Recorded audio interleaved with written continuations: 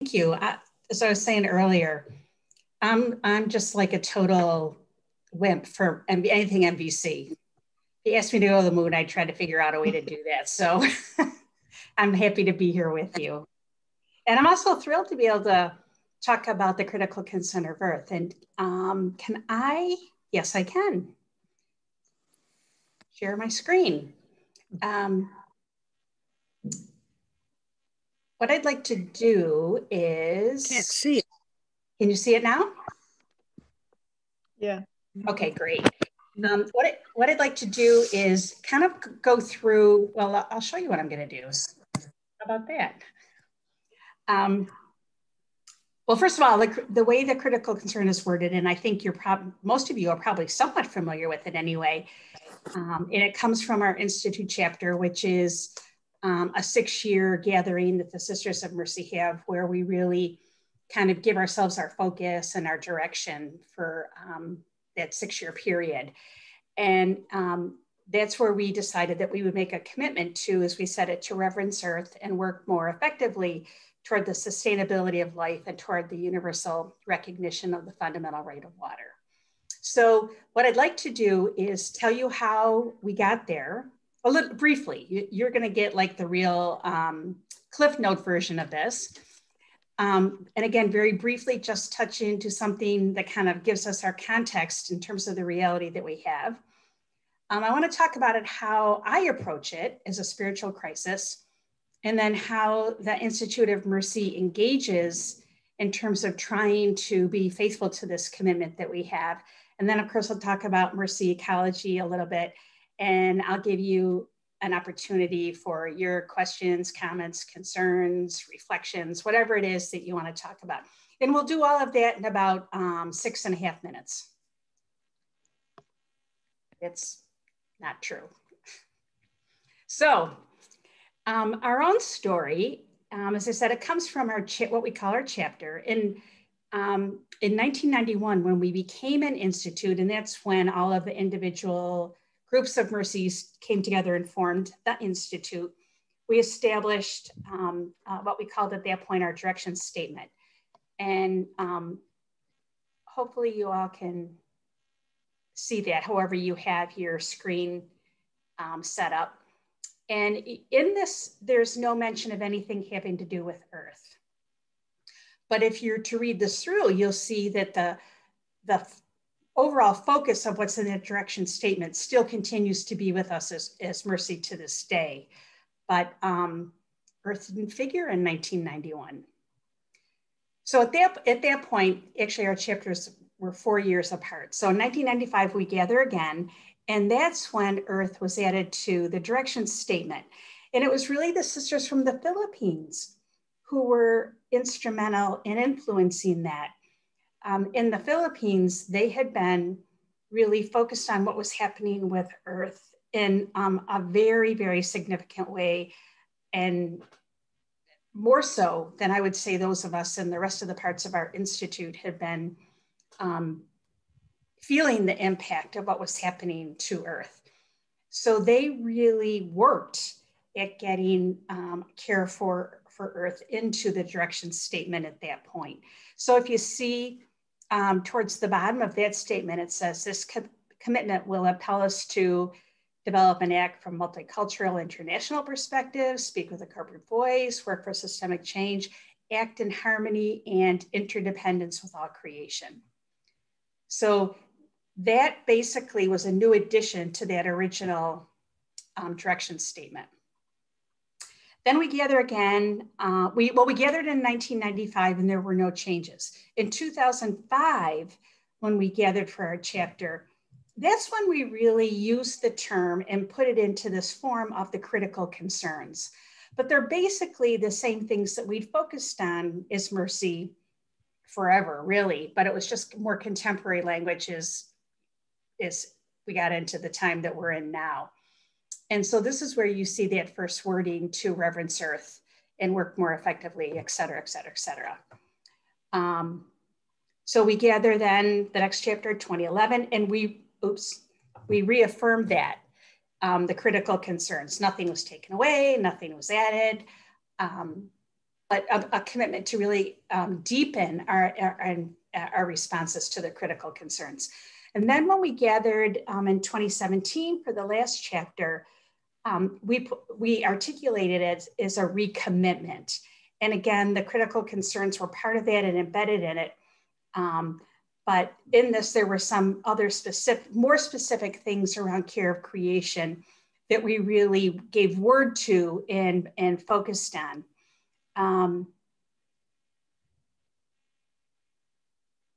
Okay, I didn't put it in there. So actually, when we come to what specifically we're doing as Mercy, I'll pick up on this because this recommitment statement, like I said, named some very specific things that we're continuing to work on at this point.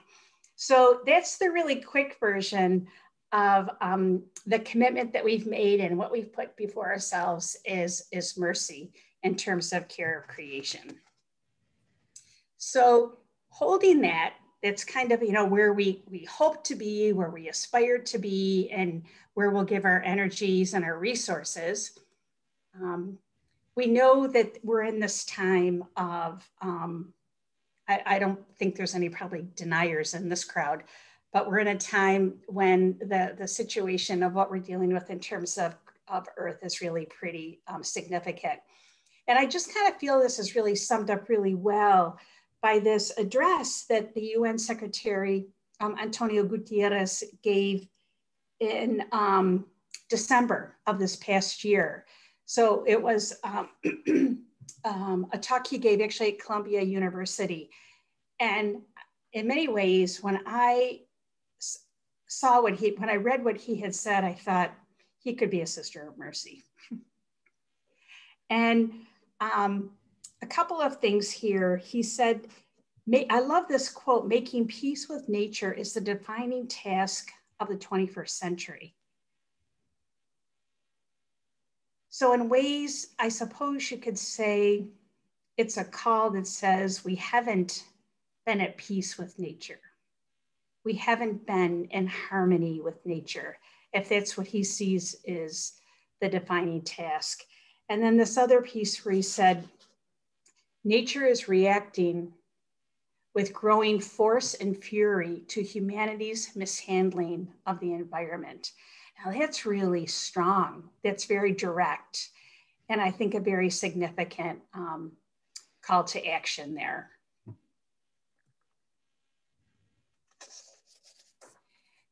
And when he talked about it's a really good address, and I would suggest if you haven't heard of it or you haven't seen it, you can just Google, the UN site, and it's very easy to find. But he just, in a very direct way, says the state of the planet is broken. It's pretty clear. And these are couple of the points that I picked out that I think again. Help focus in terms of what we are dealing with and the reality that we have, that the assault, it's strong language again, that it gets in the way of our efforts to eliminate poverty. So I think he does this amazing job as well of, in a sense, giving the same kind of message that we heard from Pope Francis in Laudato Si', where he talks about integral ecology, that it's all connected, it's all one. That if you're concerned about Earth, you also have to be concerned about poverty and people who are suffering from poverty. He said that this is making it more difficult to work for peace. And we know about climate refugees. We know about people who can't live in a way that is healthy and sustainable where they are because of the impact of what's happening with climate. And again, that the impacts, those who seem to be suffering most, which so often happens, are those that are most vulnerable.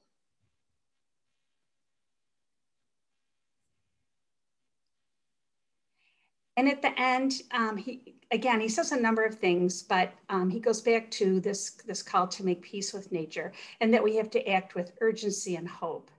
And I always appreciate those who are trying to call us to something, that they don't do it in terms of just a doomsday message, but they also call us out of this sense that there's there's good energy and good reason to motivate us and to impel us to do it with a sense of hope. And I would dare say this idea of making peace with nature is also a part of that hope, that it calls us to enter into a new kind of relationship with creation, with earth, and with others that is positive, that is loving, that is caring.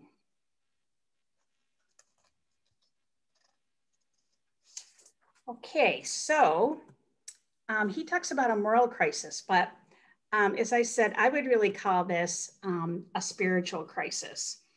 And I'm not original in that. It doesn't come from me, but Thomas Berry, who again is someone I just would really recommend to pick up anything that he's written, just because he was such an amazing prophet in terms of what he saw and what he really tried to help others see. There's a wonderful biography that was just published last year or the year before, maybe 2019. That isn't just his life story, but also brings in, of course, so much of his work around what he began to understand and develop. And he built on the efforts of people like Teilhard de Chardin and some of the other wonderful thinkers of this century. And what he said was this idea, this understanding that, yes, we do have an environmental crisis, but if you really peel that back, it's a spiritual crisis.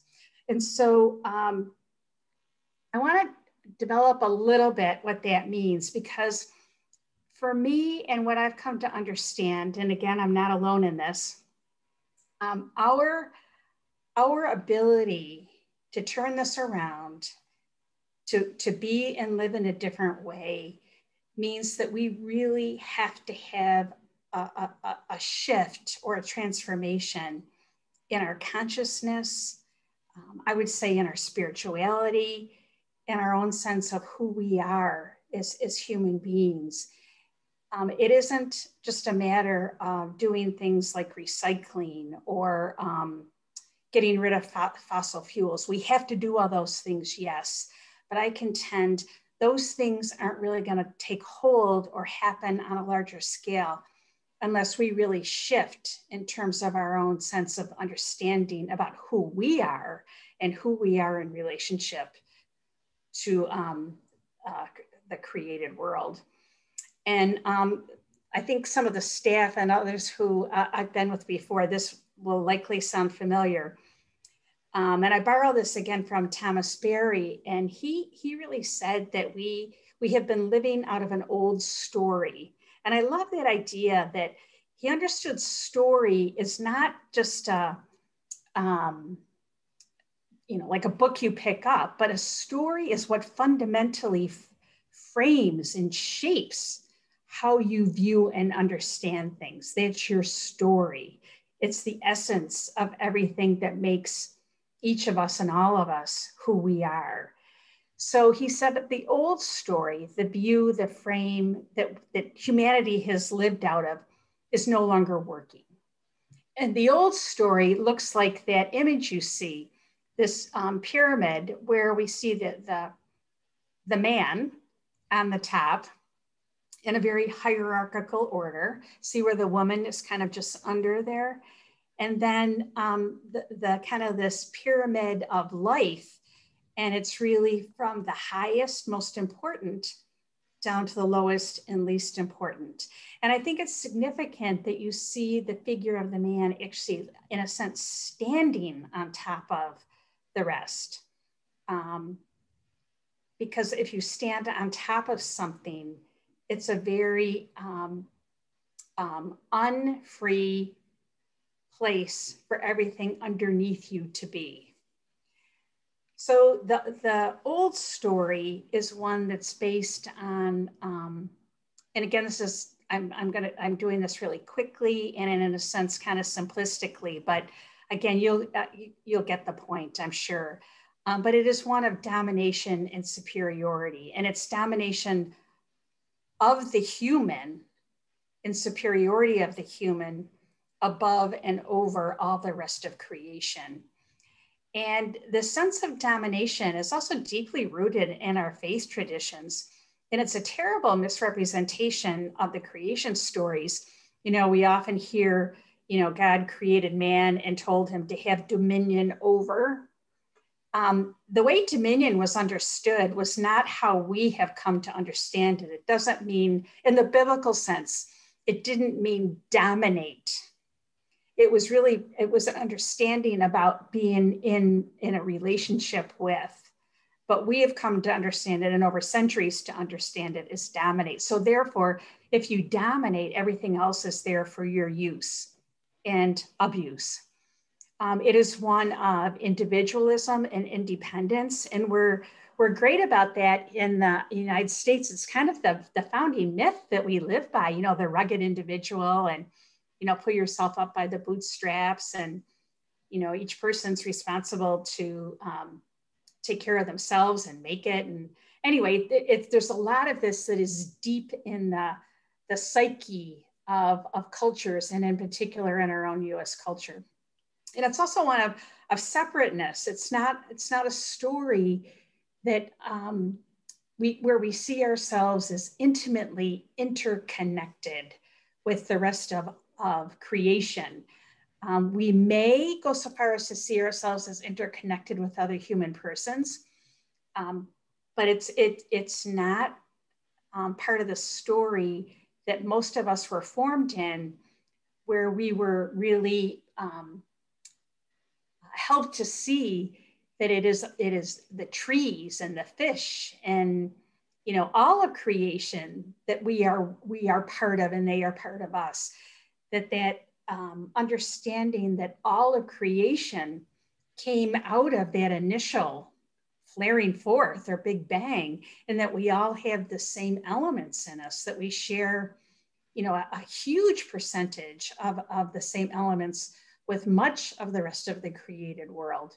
But again, that hasn't been part of who or how we see ourselves. It's also, it's a story that sees things as dualistic, and that like some things are of more significance than other, you know, black or white, right or wrong, yes or no, as opposed to things that are more seen as woven together, or part and parcel of one another. And of course, patriarchy is very much embedded in this story as well.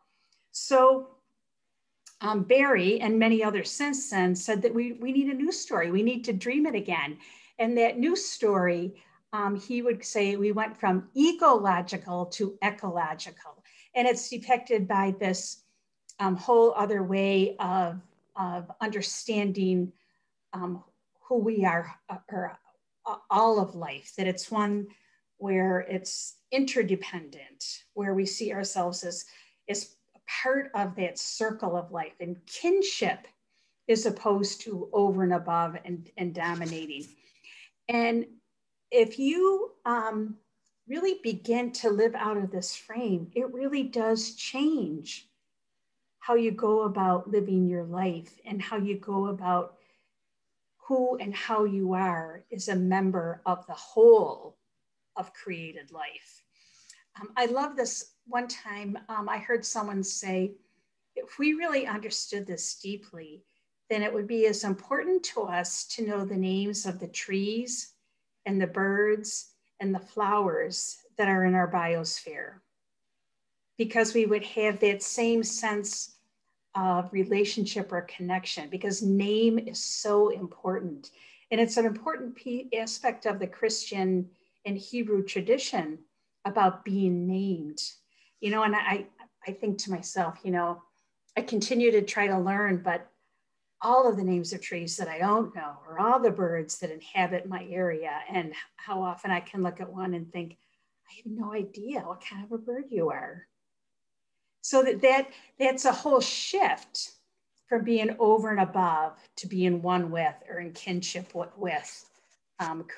with creation. So he calls us to this new sacred story, where we understand that the universe is this revelation of the divine, that the mystery of the creator is in is revealed in every aspect of life. And I love Thomas Merton. At one point in one of his writings, he talks about the spark of the divine is in all. And that image, the spark of the divine, and of course you can relate it to that, that great flaring forth, helps me hold that sense of that, yes, the divine is embedded in all. And all was created out of love, out of a desire to love. So who am I not to also love or be in love with all of this creation? And in this story, we do see all as one, this radical interconnectedness, where those birds who I can't name are also part of my family. So this sense of kinship and community is again, it's a whole, it's not new, but in ways it is new way of being and living. And I think as I at least look around and we look at the events, the past month, kinship, community, radical interconnectedness, the spark of the divine and all, it's been really challenged. And so this transformation of consciousness would mean that we would collectively live and be in relationship with all of life in a very different way. So that brings me to our mercy. I think I would say grounding, and kind of part of the mandate of the critical concern of care for Earth. And I want to include in that the work of Pope Francis. We have been so gifted by what he has given us in terms of Laudato Si, but even going on from that, that document, I think, is going to go down as one of the most significant documents coming out of any pope. And I find each time I read it, there's something else there that is revealed to me, or it's revealed to me again at a greater depth.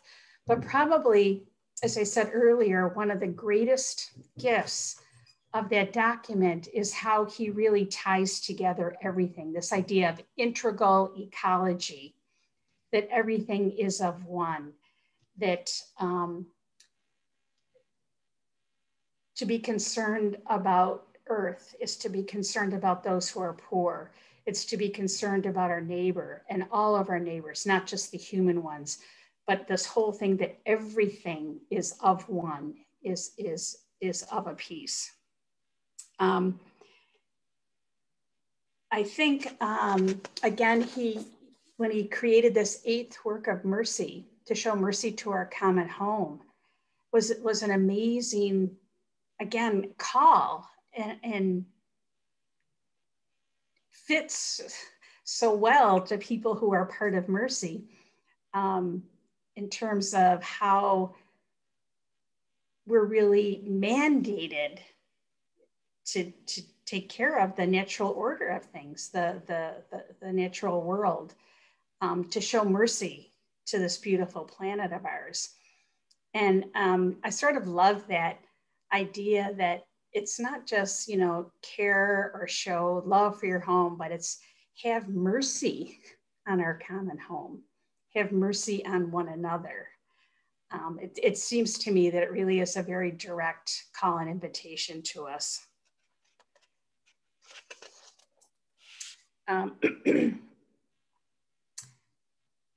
This statement of Francis up on the top left there that comes from Laudato Si, I think holds really clearly what he calls forth in that document, where he says, how inseparable the bond is between concern for nature, justice for the poor, commitment to society, and interior peace.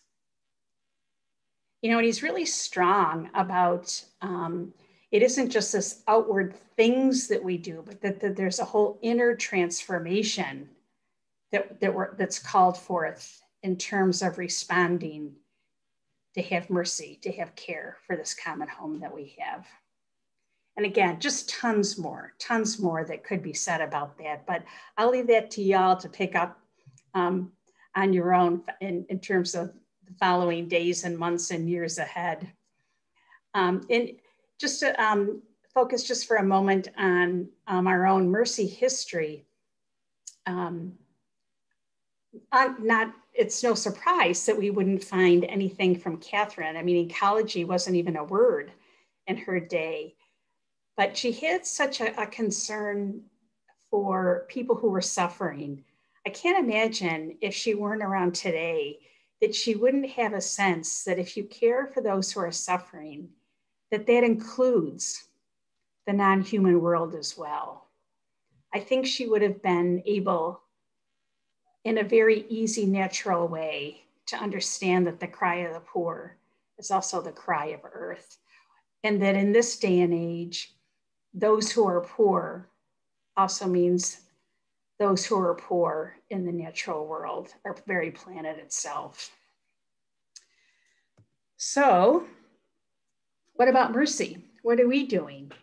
So I tried to kind of pull it all together here. There's a number of things, and in the chapter declaration that I referred to from 2017, there's a call on it to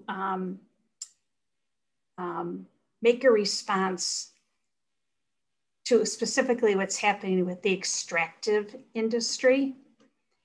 And that was in particular a specific concern of the sisters from the Philippines and Latin America, where they have right in front of them day in and day out the impact of corporations that are mining and taking things from the earth in terms of precious natural resources. So out of that, since 2017, there have been listening sessions to try to get a better understanding of what's happening with regard to extractive industries in the Southern Hemisphere, as well as the Philippines and the United States. And then from that, there's a commitment made to develop a theological reflection process so that everyone that's part of the mercy world would have a tool to really take a look at, out of a theological lens, what's happening with regard to extractives work. The Institute announced, you'll see there in May of 2020, an Institute Climate Response Initiative. And they've pulled together, again, this is a response to the chapter recommitment, a working group, I guess a committee, that is really taking a look at how we would respond to the climate crisis. And so they've made a commitment to reduce our own carbon footprint, and also to take a look at our own institutions and buildings in terms of the impact and how we can lessen the impact on Earth in our own living and in our own work. You can also, if you're interested in actual legislative advocacy, I think a lot of you are probably familiar with this, on the website, sign up to get alerts for anything that's happening legislatively in the US Congress around climate efforts. And if you aren't on that, this is probably a good time to get on it, because there's lots of things that are going to be happening going forward. There's on the website also a page that offers some resources if you're interested in learning a little bit more in areas around Earth. The Mercy Earth Challenge, which is a year-long process that the Justice team has put together, kind of looking at breaking down what they call the seasons. And right now, weekly, there's an effort around plastics, I believe. Yeah, it's on plastics and the impact of plastics. And it's education, and then there's some real practical suggestions. And I found it really helpful because those, it's one of those kinds of things where they say, plastics are really bad and you shouldn't put it into the environment, which we all know. But then they offer alternatives, or where you can get ideas for alternative uses and products and different kinds of things. Mercy Investment Services. That's the organization where we've been able to pool all of our investment money as an institute. And Mercy Investment Services has a very strong social responsibility arm. So they engage with corporations around a number of around issues that come out of our critical concerns. So there's a big effort to deal with corporations around their impact on Earth. And so that's also where we have an ability to sit at the table with some of the companies that are involved in extractives work and try to get them to change some of their practices. And that's a really difficult long haul effort to do that kind of a thing. But Mercy Investment Services as well has what they call impact investing. So some of our investing money is able to go towards companies or groups that are creating things that are actually helpful and good for the environment. So, you know, when there's like a new venture, they very often need investors or people to help put money into it in order for it to happen. And in particular, when it's things around the environment, startups are often quite expensive. So we're able to take some of our resources and help them leverage within some of these companies for their development and their efforts, like around solar energy or dealing with water or better electric batteries, that kind of thing. And then again, through Mercy International, they have a ton of resources and their Mercy Global Presence effort that has a focus on immigration, and then care of creation is the other focus. There's tons of stuff there. And then all of Mercy World has the seat. I think many of you are probably familiar with this at the United Nations, where again, we're able to engage and work on a global scale around, and again, it's the movement of peoples and creation in terms of the focus of what happens, the Mercy presence at the United Nations. So yeah, I think that's all of them that I have up there. And then just quickly, before I'll give you all an opportunity, I just wanted to say a little bit about Mercy Ecology. And I'm really proud to say Mercy Ecology is the only ministry in the Institute of Mercy that's specifically and solely focused on environment ecology. And so, you know, we have the center in Vermont. There's a little picture of it there. It's a really lovely place that I hope all of you can get to at some point if you haven't been there. We have a few small animals, and there's a focus there on the raised bed gardening, and the food that's grown is used to feed guests who come, and contributed to a food pantry in the area where the center is in Benson, Vermont. And we also have on the land there, our Cosmic Walk, which is a really wonderful meditative journey to take through the wooded area. And our Mercy Monarch Milkweed Project, which is an effort to get as many as our Mercy entities as possible to create pollinator areas with milkweed, because the monarch population is becoming more and more endangered in the United States. And we don't want to lose that beautiful, beautiful species. And there's more about all of this on the website. And then, and again, it's a place to go for respite as well. It's a great place to get away. There's two specific things I just wanted to raise up. And one is this project. I work in collaboration at Mercy by the Sea with the programming and staff there. And we're co-sponsoring together this program on Bridget on February 1st, which is actually considered in the Celtic calendar, the first day of spring. We have a wonderful woman who's going to do that presentation. So if you're interested, you can go on the Mercy by the Sea or the Mercy Ecology website and register for it. It'll be Monday. And then of course we have our amazing opportunity for the short-term volunteer experience at Mercy Ecospirituality Center, which will be hopefully this coming summer. And anybody who's interested, as you know, can go to the amazing Mercy Volunteer Corps website and find out everything they need to know right there. And we're so excited and so hoping to make a go of it.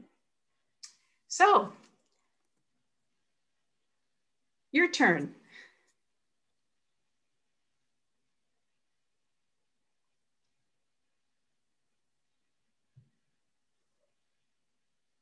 There's tons there, and every single aspect of that you can spend a lifetime going further into. But really, I would love to open up for any questions you have or comments, anything that maybe was touched or opened up in listening to any of that, or any things to share that you have found significant or helpful or perhaps encouraging to the rest of us.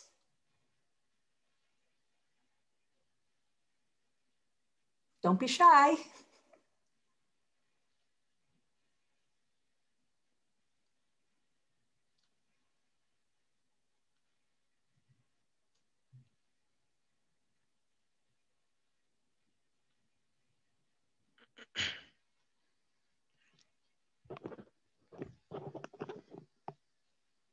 Okay, how many are signed up to get the advocacy on Earth?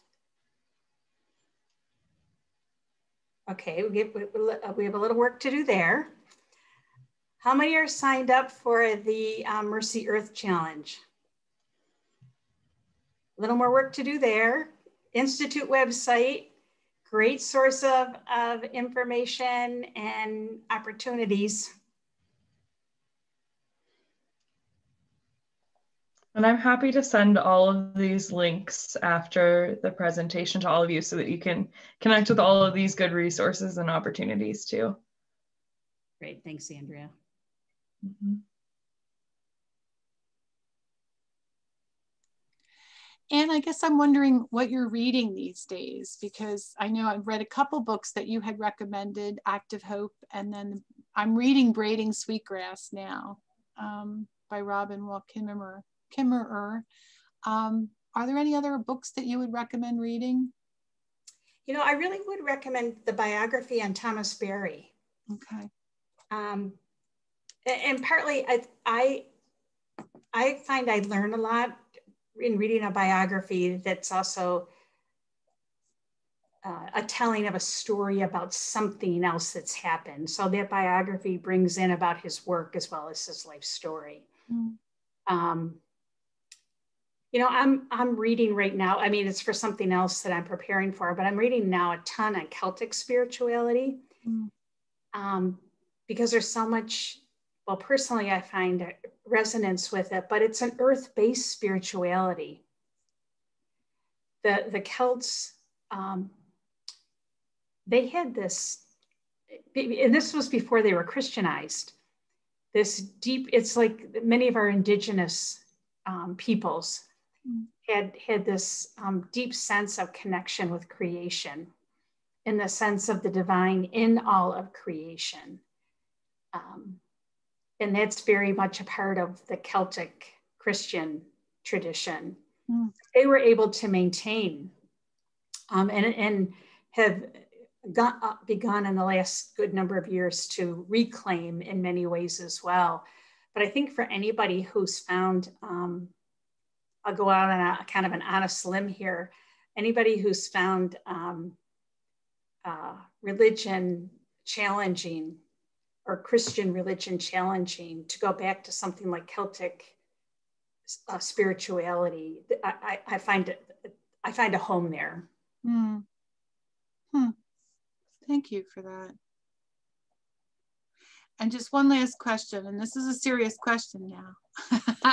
I have a big space next to my house that I've cleared out. If I plant a bunch of milkweed there, will I get butterflies? Probably. Yeah? Yeah. Okay. I'm on it. Yeah, no, so milkweed, but you also need to include some of your indigenous flowering things, Okay. because the milkweed is what they need to get born. And then they need things to feed on afterwards. But you need to check out like what's indigenous to your area. You don't want to put in things that don't really belong there. Okay. Sounds like a good COVID project. Yeah. At Mercy by the Sea in a year ago when the first lockdown was happening, started working out in the courtyard area. For those of you who've been there, I think you know what I mean, which was just a mess. And so anyway, we worked on it through the whole summer and into the fall. Another person on the staff and I, and it was like therapy for one thing. But we began calling it the Corona Garden. That's perfect, actually. Mm-hmm. There was no beer there, though. No. Well, we can change that. I'd like to see it. But I would say, you know, again, I think the sense of like what's your own grounding that opens up and creates your own relationship then with the created world.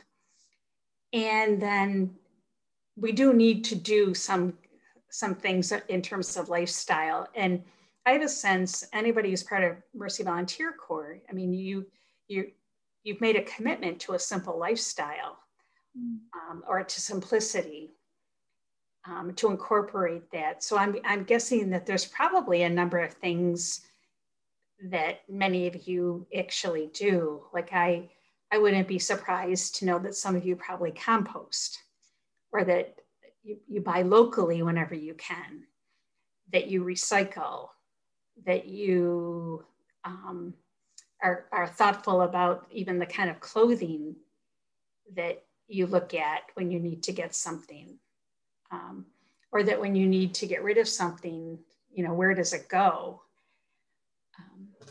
Or the kinds of, you know, products and things that are bought, you know, where are they coming from, and what do they consist of?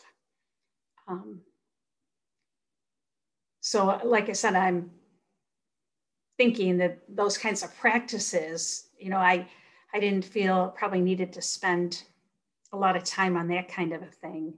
And there's lots of good information on those kinds of things for anybody who's looking for it.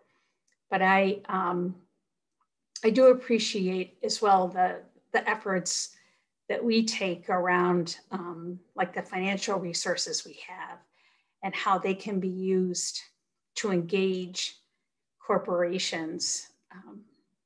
And other faith-based groups do this as well. There's an amazing coalition of faith-based investors that use their portfolios this way. And, you know, some really, I think, good things have come. I mean, there's a lot more that needs to happen. But when you think about it, at least there's people at those tables who are saying things like, you know, you can't just put your waste in pits and think that that's okay and walk away from it. And, you know, what about the impact of the air quality on the community, or methane releases from gas wells? How does that get measured, and how is that being monitored and taken care of? And, you know, again, lots of good work and good efforts in that arena as well.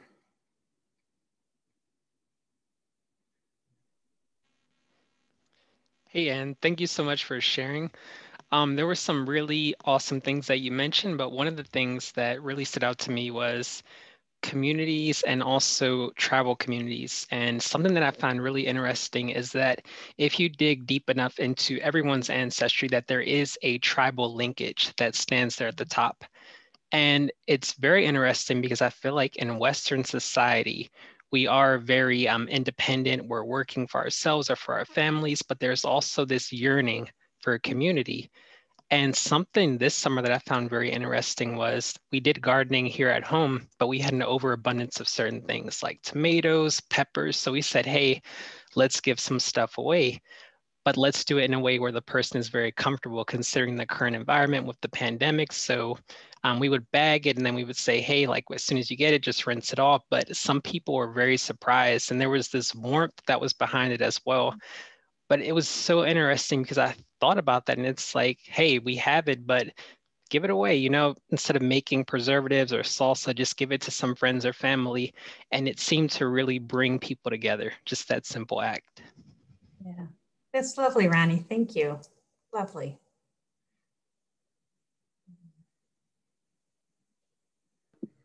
I had a question for you, Anne, if I may. Mm-hmm. Well, first, thank you. That was awesome. Thank you for presenting all that. But I had a question from a personal perspective.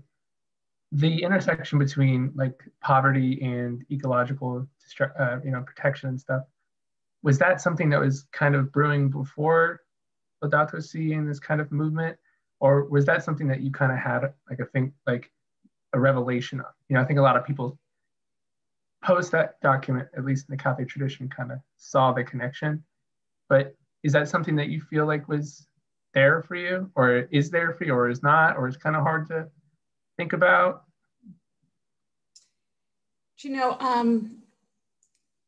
Actually, the first place where it started to open up was this idea of kind of connection between how people are treated is the same kind of treatment that then is given towards creation. So as people are respectful of other people, they generally tended to be respectful towards creation. And there was this other sense that, like the expression rape, there was a click between women being raped and earth being raped. And that there's a link through it. I hope I'm making myself clear. It's a little obscure, but there's a link between all of these things. They aren't separate from one another, that you can't, I don't think, treat a person in a violent way and then turn around and think that you're going to treat Earth and the four-leggeds in a respectful way. And vice versa, that those who, are very focused on, say, animals, generally aren't going to turn around and treat a human person in a violent way. That there is this kind of intersecting link, because there's generally a whole approach. Now, that's not to say there isn't a compartmentalization that happens at times either. Like over here, I'm all one way, and over here I can be another way. That's true, you can. But in general, there's this, we tend to act more consistently in each of the arenas that we find ourselves. So there was something that was kind of innate in that. And then I began to hear other people. Actually, it was Elizabeth Johnson, a theologian who, early on was writing about women and earth and feminism and earth. And that was where it first kind of opened up for me. And then it became like a whole kind of piece that was integrated.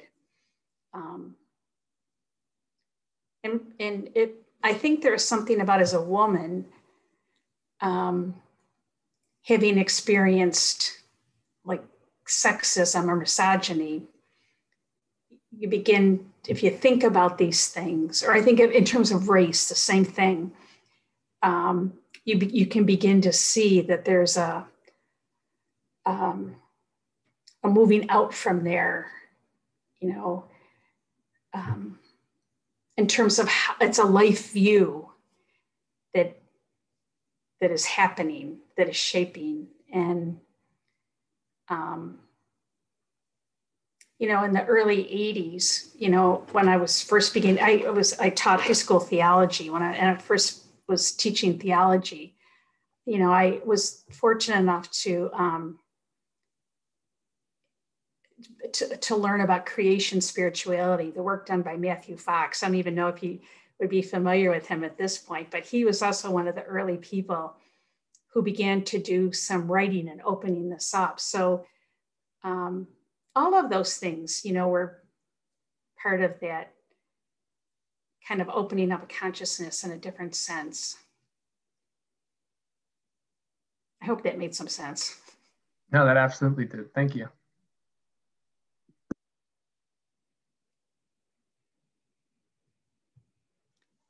Okay, I'm going to do something now that's like totally off the wall. I'm probably going to embarrass someone, but I just have to do it. But Jane, I think we have a mutual friend. And yes. Dominican Reg McKillop, who I worked with when I worked at Network in Washington, D.C. So she's in Wisconsin, and gave me a heads up on Jane. So anyway, I just wanted to acknowledge this mutual friend.